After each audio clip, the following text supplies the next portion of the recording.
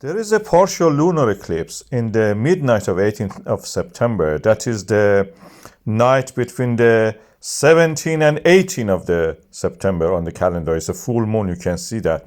And at this time, the Earth will be between the moon and the sun. If you observe it during the day, you will see that when the moon is rising, the sun is setting. That practically means where we are standing, which is the Earth, is between them. That is the beautifully shown in this cartoon animation. And the visibility of it will be mostly for the Western Hemisphere in regard to the the prime meridian.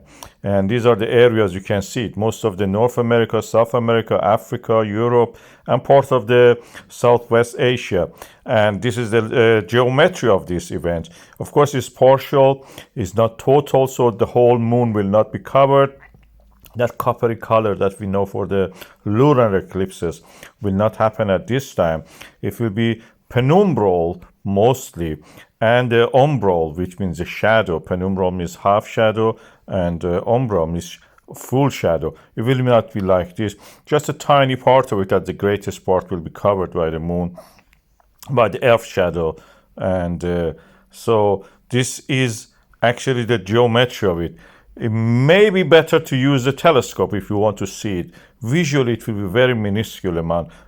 Of course, depending on the condition of the weather, if you have a good weather. I'm going to anyway to observe it, just to wake up around that time. This is times of the partial start of it, and umbral means the shadow of the moon. These are UTC, practically means that whatever summertime you have to deduce 1 hour from that.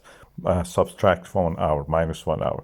And the geometry of it will be like this, mostly in the half shadow. I will take a small telescope, or you can use a binocular if you want. This is a Skywatcher Star Travel, I think ST80, 80 millimeter refractor. Very versatile, very easy. You can use it on any equipment, or you can just visually try to see it, or with the smallest binocular you can observe that. You don't need really any visual aid for this. If you use it, you're lucky.